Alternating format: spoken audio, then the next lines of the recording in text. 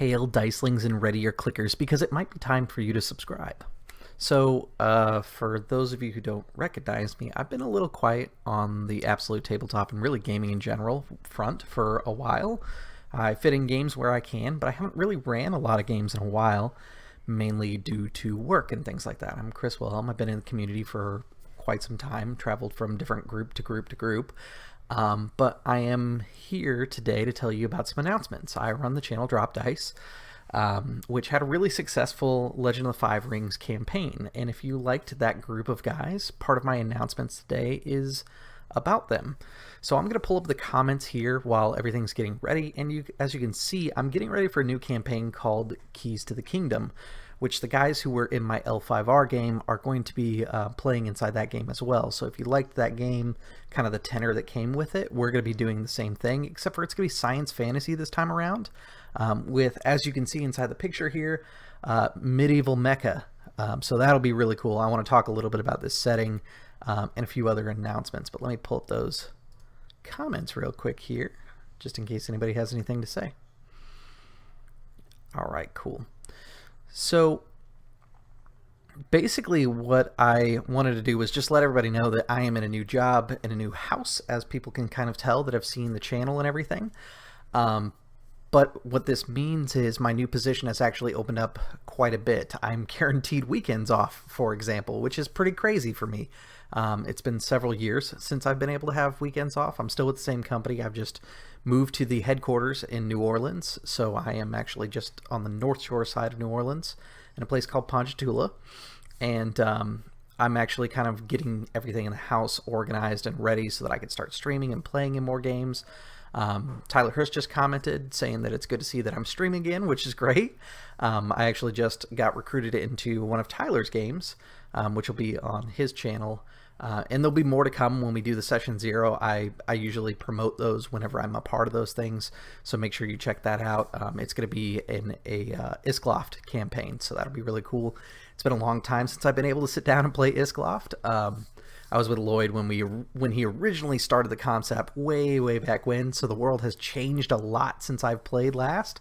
So I'm real excited to see how things have evolved and kind of where that project's at. Let's talk about the project that Drop Dice is working on at the moment here, this Keys to the Kingdom. So the reason that I wanted to bring this up is because this is a little different. It's not Dungeons & Dragons 5th edition. It's a system called the Burning Wheel, which I'm going to hold up a copy real quick here. And I'm actually going to turn it around. It's Bible-sized, both in dimensions and in depth. It's a very crunchy game with lots of options, but most of this game is actually comprised of how to make a character. Playing the game is actually quite easy. There are some optional mechanics that can make it a little bit more complicated, and we're going to see those in play. The game will get more and more complicated as the adventure continues, and we need certain mechanics for different things. To give you an idea of what the game is basically like, you create your character by deciding who they were in their life up to this point. So it's a life path system. Once you picked out your life paths, it gives you these traits, and it gives you skill points, which you can spend after accumulating your life paths. It's kind of like you've built a class, and then you get to spend your points like you would in like a D20 game. With that in mind, I have some really great player options, and I kind of want to talk about who these characters are. They haven't been named yet because we're still kind of putting final touches on character creation, but for example, I've got Nate, who will be playing a prince of the main continent who has fallen into disgrace. Basically, he was tricked by the regent who wanted his throne, and the regent basically told him that there are enemies in court and smuggled him out, and he's been living as a farmer for the last couple years. So when you look at his life paths, he's got a lot of stuff that makes him a noble, a prince. He studied underneath the advisor of the court, and then the advisor of the court turned him into a farmer, which was a huge turnaround for him, and now he is going to play his character as striving to regain his throne, finding out that he has been tricked. And that'll be kind of the start of our game as far as he's concerned. Murdoch will be playing a character that is a jungle survivalist. He comes from a faraway place where the jungle has kind of consumed the land and everything is really dangerous down there. Elves are like an evil aspect of the world, kind of like they are in Iskloft, speaking of that.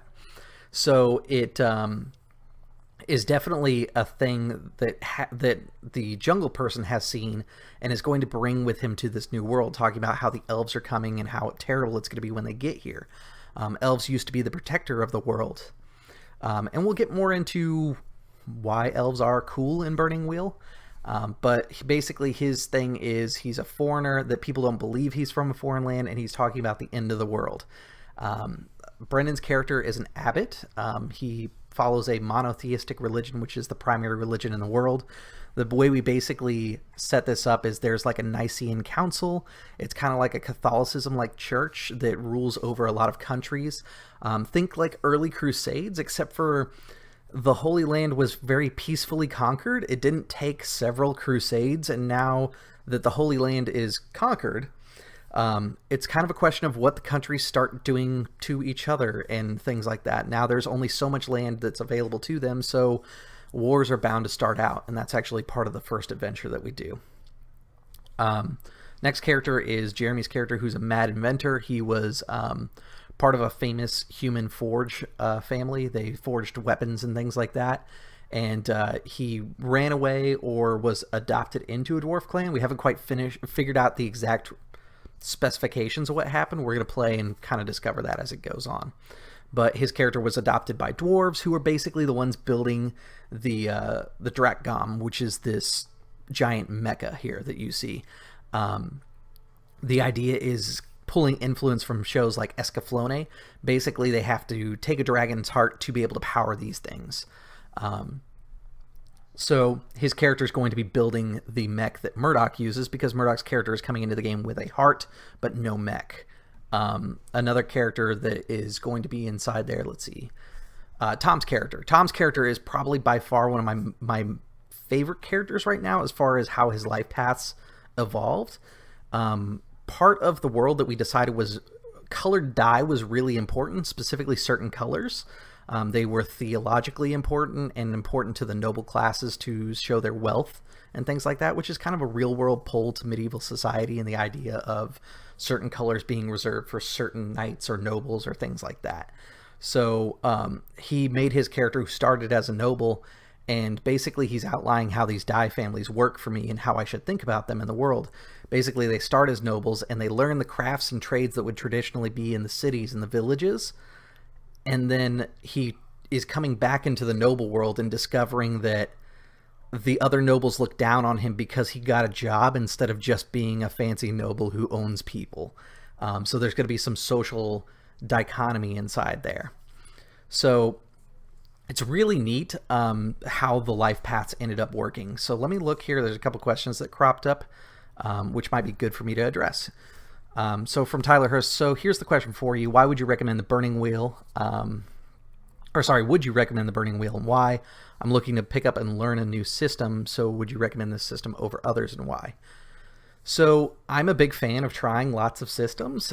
If you've seen my channel before, I play lots of them. I go to other people's channels and play lots of different ones.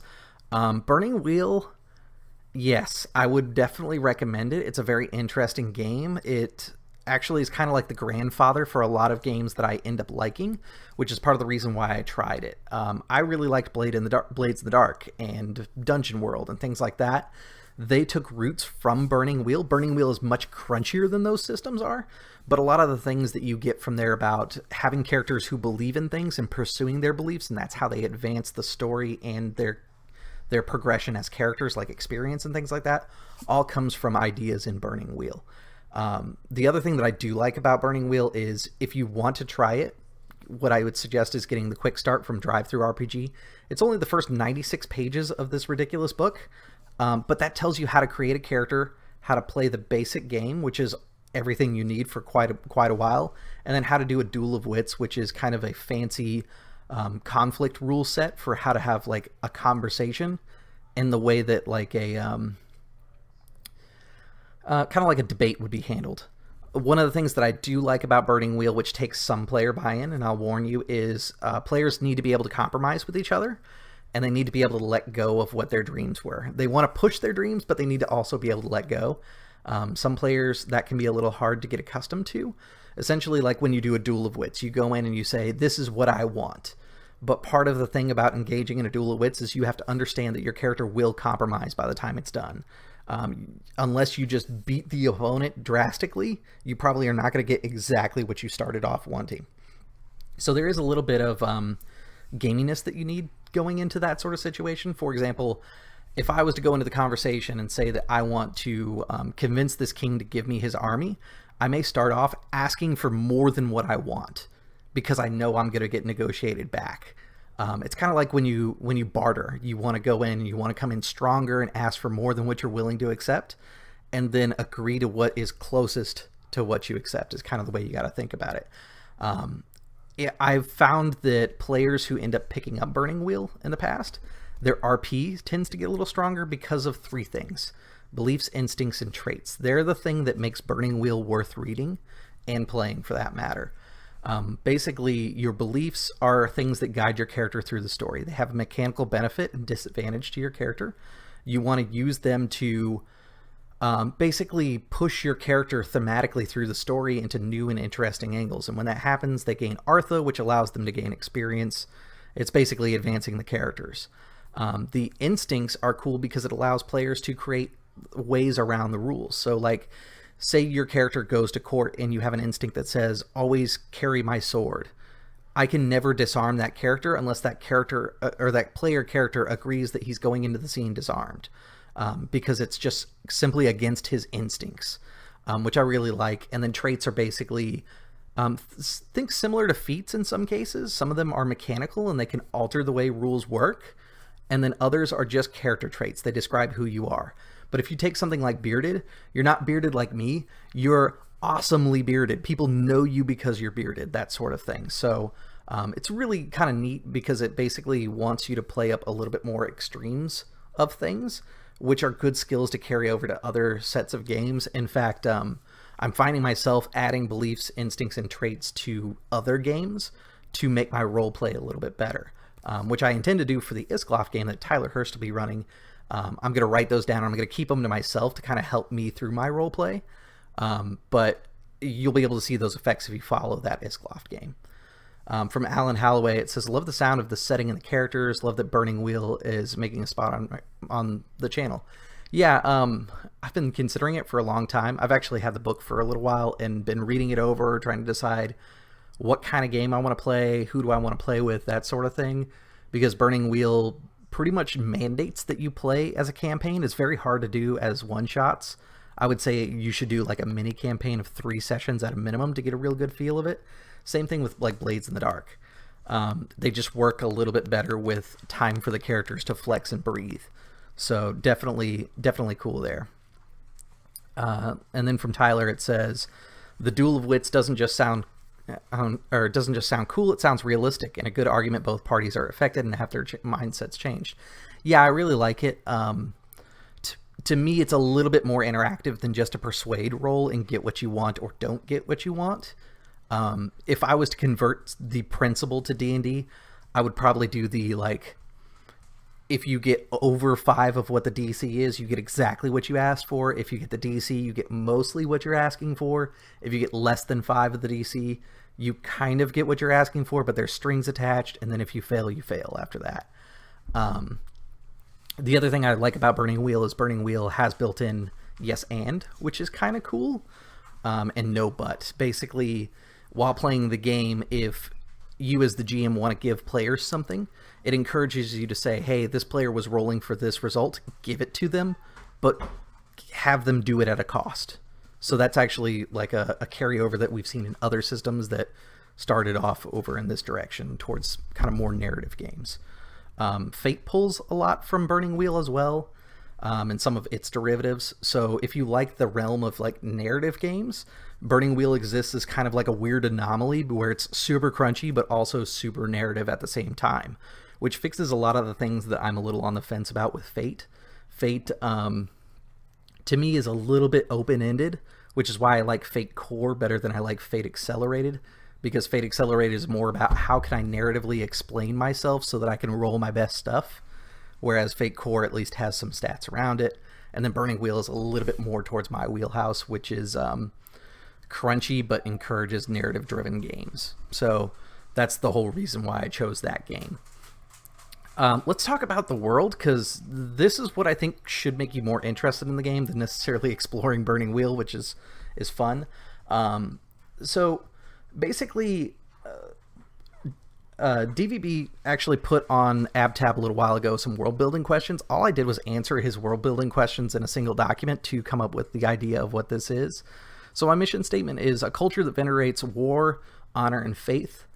New peoples are being found in dark places. Surely a test from God. Allies can be stronger than any weapons, enemies more deadly. So basically this kind of captures some of the things that I've already talked about. There's going to be these dark jungles and these like elves that are from a faraway realm that are coming back and bringing an evil with them. And the culture, like I said, is very much like late Roman Catholic Empire, Nicene Council founding and that sort of thing. There's definitely going to be church power and things like that. The places that we're going to see the most here are going to be the two first cities, Gateway, which is going to be kind of a rival city to the village that my players are founding. There's actually going to be a lot of empire building inside here and kingdom building. Basically because the players are interested in exploring that. We started with a knight's fee, which is basically the land that a landed knight is granted. And that's the land and territory that they control. Through their actions, it will either grow or fail, and they will see the results of their work throughout the game. They have a loose relationship with Gateway, which is kind of antagonistic. Gateway wants to control basically access to the Holy Land. It is literally the only gateway into the Holy Land because of the way it's set up. Tom's character, the die maker, is actually from Seswich, which is the land or the city that creates indigo dyes, which is the popular dye for the Holy Land. One of the things that I really liked was when we talked about coin and value. I'm going to jump to that section. I put dye stuffs on there because I really like the idea that dye is so important that you can actually use it as a trade value. In Burning Wheel, it uses an abstract system. You don't spend gold pieces. You actually only spend resources, is kind of the way to put it. This is like one of those abstract systems, but this gives players a way to basically narrate what their money and stuff looks like. They have coins. They could tell me that they are spending dye stuffs. In the case of Tom's character, he might not always use coins. He may use dye stuffs for bigger purchases, things like that. And then barter exists inside the world as well. One of the things that I did want to talk about was this right here. Elves, dark elves, and orcs, and their bonded dragons. So I kind of talked about this before with Burning Wheel. If you happen to have seen the notes, basically these three races, elves, dark elves, and orcs, are all part of the same thing. And we got talking about what dragons should be. Dragons in this game are going to be elemental, but they're more like a mix between How to Train Your Dragon, where all the dragons are kind of unique to their species, and have different qualities and things like that that you have to discover as you discover dragons. And they also do not stop growing until they're dead. So kind of like Game of Thrones, you could get one so massive that it swallows a mammoth and just doesn't know that it did. That sort of thing. But dragons will go through changes along with the elves when the elves change from elves to dark elves to orcs. Dark elves will have dark dragons, and then orcs have what I am calling manticores. They're still dragon-like, but that's just kind of the name that the world uses. Most of the world is human. In fact, that's pretty much what all the players are playing. Dwarves exist. And we made some decisions on some of the other races that are available in Burning Wheel. One of my favorites is the giant wolves. Giant wolves, we've decided, are a myth and legend, but definitely exist in the world. Like, nobody's seen them. But they are basically ghost-busting wolves that wander the world and save it from spirits and terrible things. So that might come up in the campaign, depending on what we find valuable and interesting. Basically, as a GM, my goal is to push beliefs and test where a character actually believes, because when they write down a belief, it's what they say they believe in, but I want to see what they actually believe in game. So if a character writes a belief about taking back his home country, I may test it by saying, taking it back by what cost? Like, how much are you willing to spend to get your home country back? That sort of thing. That'll probably be a thing for Nate when it comes time. But this document I'm going to make available through the game. It'll be on pretty much every single episode so that anybody can look at it. But basically, I just kind of added some overall elements of the world. and the Fel Wrath, which is going to be the first group of elven dragon riders that we come across once they come to the forefront, is inside there. Basically, they're a group of riders that have discovered that man has been raiding their ancient dragon nests that are considered like holy sites. It would be akin to like robbing graves for us nowadays. It's an anathema amongst their society. So that's basically what's going to happen with Burning Wheel. That is going to be Saturday morning at 9 a.m. EST.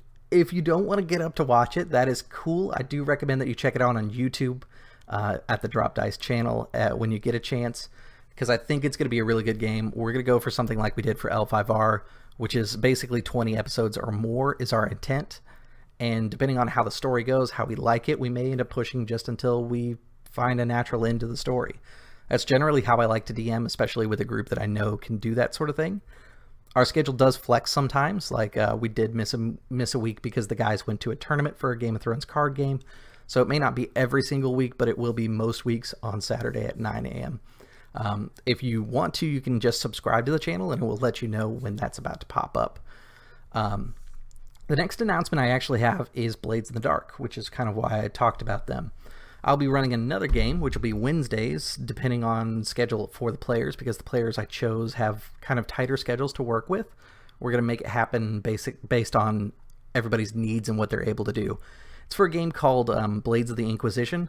It's a Warhammer 40k game that uses the Blades of the Dark rule set, but makes it where you play as Inquisitors, and we're going to discover what it means when someone who's of absolute power within the Inquisition starts using that for the wrong reasons. That's kind of the basic premise of the idea. The game's going to be called Saints and Heretics, or Saint or Heretic. And Jeff Doty, Lloyd Collins, and Jerome Anderson, if I remember right, the last name, will all be playing inside that game. Our first game will be the middle of next month here. So that'll be really interesting and fun to play out. I can't wait to see what kind of characters they play.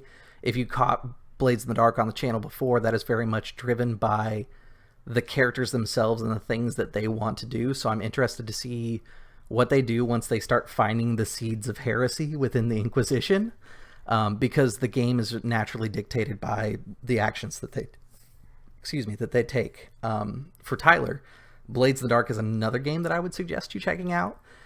It's fairly new. There's a lot of openness to making systems for it and settings and things like that. In fact, Evil Hat Publishing is the one who published Blades in the Dark.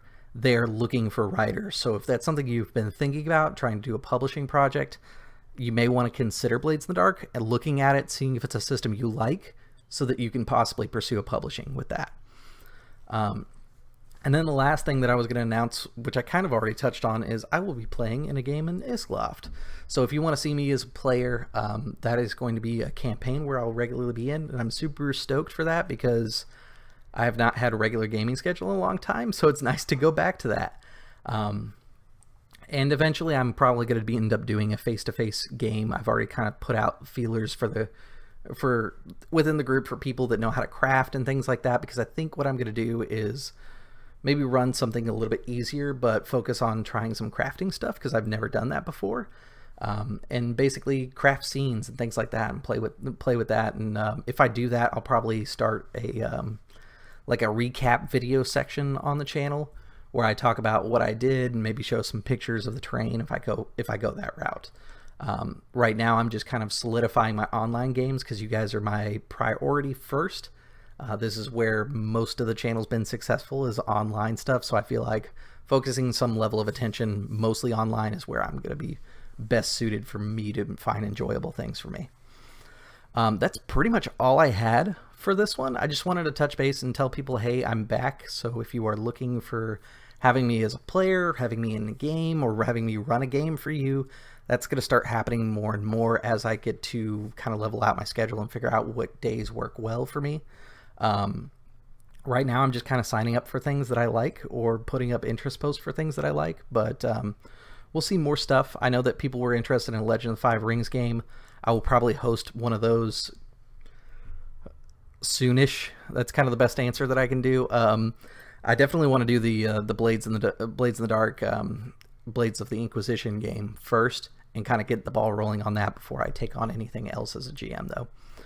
With that said, guys, thanks for tuning in, and I'll see you at the gaming table. If my mouse wants to work. And thanks for the comments, guys. I'll see you.